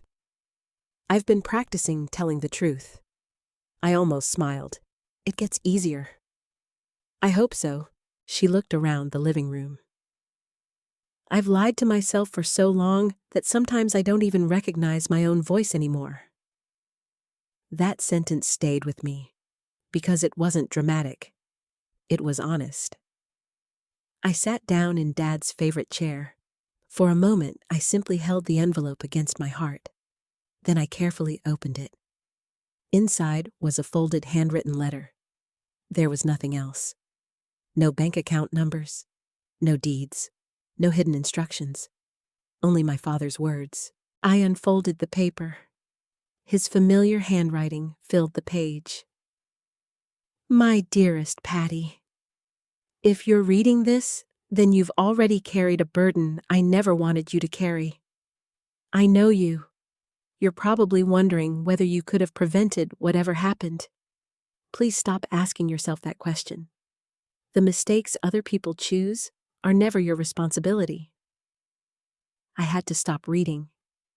Tears blurred every line. Emily quietly sat across from me. She didn't interrupt. She simply waited. After a moment, I continued. "You've spent your whole life believing love means giving away pieces of yourself. You've given your time, your strength, your peace, sometimes even your happiness. I admire your heart, but I never wanted you to disappear inside your kindness. I smiled through my tears. That was exactly how Dad spoke. Simple, direct, always honest. The letter continued. If you're facing difficult choices involving family, remember this: protecting yourself is not betrayal. Healthy boundaries are not punishment, and saying no does not mean you love someone less. I looked up. Emily was crying silently. I continued reading. I hope one day Emily understands that love cannot grow where honesty does not live. If she truly changes, open your heart slowly. Not because she deserves blind trust, but because forgiveness is strongest when it walks beside wisdom. I folded the letter carefully. No one spoke. Finally, Emily whispered, "He still believed in me." I nodded. "Yes. I don't know why. I do." She looked confused. "Because he never stopped hoping." Emily lowered her head again. "I almost destroyed everything." "You almost did. I don't expect you to pretend otherwise." I appreciated hearing that. Too many apologies ask for immediate comfort. This one didn't. She reached into her purse again. "I brought something else." She handed me another cashier's check. $10,000. I worked overtime. I sold my jewelry. I sold the SUV. I'm trying to pay everything back. I looked at the check. "You don't have to rush." "I do." She smiled sadly. "I can't change what I did. But I can change who I become?" Those words sounded different. Not rehearsed. Not emotional. Just determined. We spent the rest of the afternoon sorting through my father's belongings. Old photographs, Christmas ornaments, fishing trophies, letters my mother had written decades earlier. Every item reminded us of the family we used to be. At one point, Emily picked up an old photograph. It showed me holding her as a little girl. Grandpa stood beside us laughing. She stared at it for a long time. "I miss this family." "So do I." She looked at me. "Do you think we'll ever be one again?" I answered honestly. "Not the same family." She looked disappointed. I continued. "But maybe we can become a healthier one." She nodded slowly. "I'd like that." Before leaving, she stopped beside the front door. "I've been thinking." "About what?" "Grandpa's trust." I waited. "He protected Ethan." "Even after everything?" "Yes." She smiled weakly. "I think he knew Ethan deserved one adult who wasn't making reckless decisions." I laughed softly. "That sounds like your grandfather." She looked relieved to hear me laugh. Then she became serious again. "I also wanted you to know I've accepted the court's restitution order. I won't fight it. I won't appeal the inheritance decision either." I looked at her. "Why?" "Because Grandpa was right." Those words carried more weight than she probably realized. "He warned me. I ignored him. He protected you. I tried to remove you from your own father's estate meeting." She swallowed hard. "I earned those consequences." I walked toward her. For a moment, neither of us knew what to do. Then I hugged her. Not because everything was fixed. Not because the pain had disappeared. But because healing sometimes begins with one quiet moment. She cried against my shoulder. "I'm so sorry, Mom." "I know." "I'm ashamed." "I know." "I love you." I closed my eyes. "I love you too." When she finally stepped outside, she turned around one last time. "I'll keep proving it. Not asking, not promising, proving." That single word gave me more hope than any apology ever had. I watched her drive away. Then I looked around my father's living room. His letter rested safely inside my purse. His voice echoed inside my heart. For the first time since his funeral, the house no longer felt empty. It felt peaceful, because even after death, my father had managed to save one more thing. Not his money, not his buildings, his family, or at least the possibility that one day we might become one again. 1 year later, I found myself standing in front of the old Miller hardware building. The faded sign had been restored. Fresh flowers lined the entrance. New windows reflected the morning sun. If my father had been standing beside me, I think he would have smiled. Not because the building looked beautiful, because it finally had a purpose bigger than making money. Above the front door, a new sign read, "The Thomas Miller Family Resource Center." I gently touched the letters with my fingertips. A year earlier, I had almost lost everything inside a bank conference room. Instead, I had found the courage to protect myself. The first floor of the building had become a community center for older adults. Every week, attorneys volunteered to explain financial scams. Bank representatives taught classes about fraud prevention. Social workers helped seniors recognize emotional manipulation by family members. Everything my father feared now became something that could help someone else. One afternoon, an elderly woman approached me after a seminar. She squeezed my hands. "My son wanted me to sign over my house." She smiled through tears. "After hearing your story?" I said no. Those 2 words almost made me cry. Not because she thanked me, because my father's legacy had protected another family. That was worth more than any inheritance. Heritage Community Bank continued serving as co-trustee. Linda Brooks and I met every few months. She always joked that Dad somehow managed to organize our meetings from heaven. She wasn't entirely wrong. His careful planning continued guiding every major decision. The trust remained strong. The commercial buildings produced steady income. The family home stayed exactly where Dad wanted it. Nothing had been rushed. Nothing had been sold under pressure. Exactly as he intended. Ethan graduated from high school in the spring. I still remember watching him cross the stage. He looked toward me before accepting his diploma. Then he smiled, the same quiet smile my father used to wear. Later that evening, we sat together on my back porch.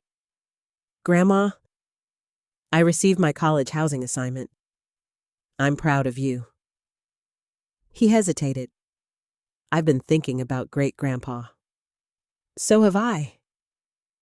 I finally understand why he created the trust. "What do you understand?" He wasn't trying to choose favorites. He was trying to protect people.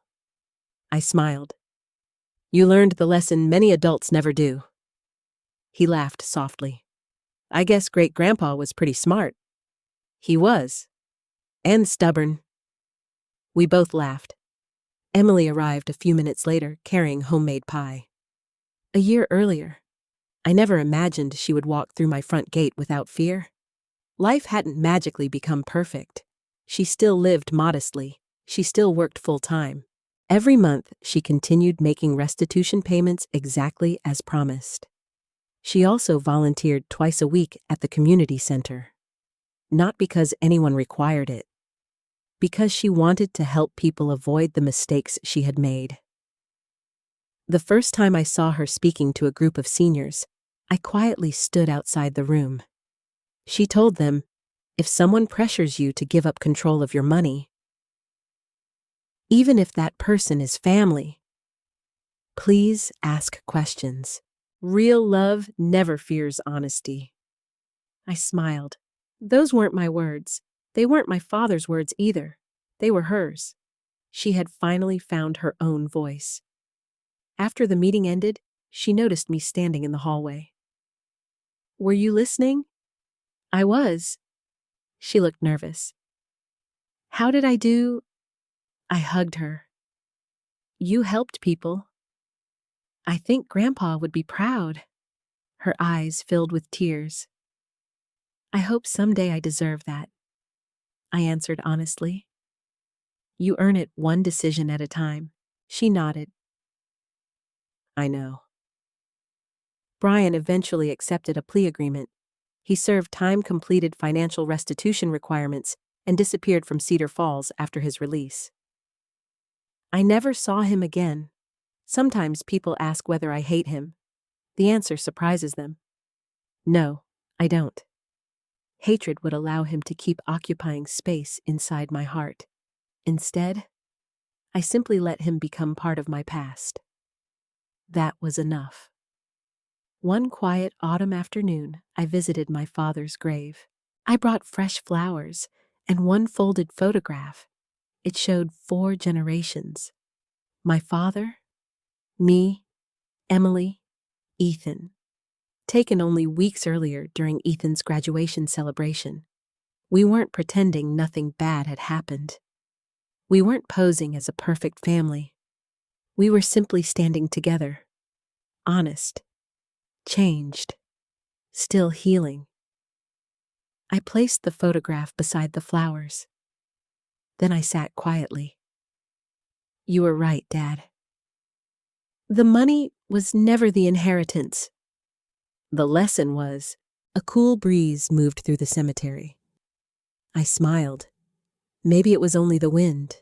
Or maybe it was my father reminding me that life always moves forward. As I walked back toward my car, I thought about the day Emily asked security to remove me from the bank.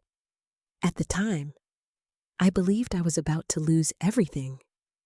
Instead, that day gave me back the 3 things I needed most: my voice, my dignity, and the courage to set boundaries without feeling guilty. Today, my home is still my home. My father's trust still protects our family. The community center continues helping people every week.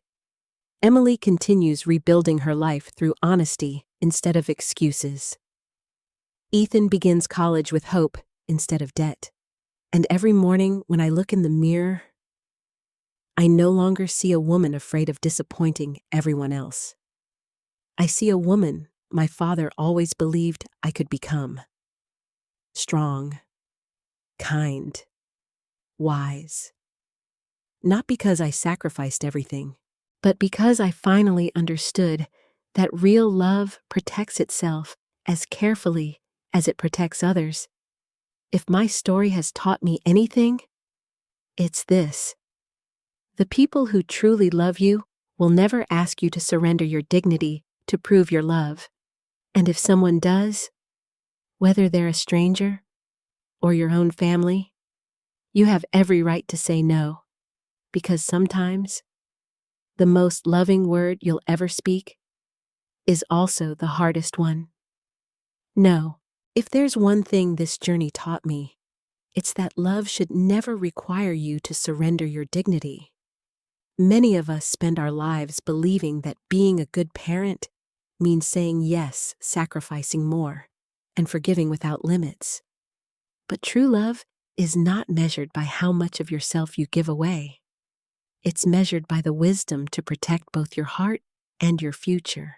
Growing older does not mean becoming less capable.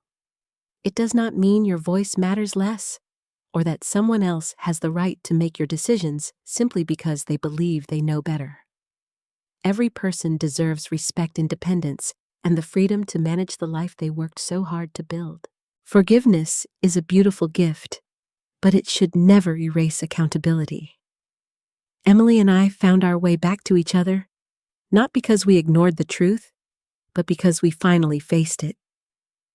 Real healing began only after responsibility was accepted. Trust was earned again through actions and boundaries were respected.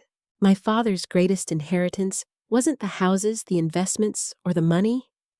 It was the courage to stand up for myself when I needed it most.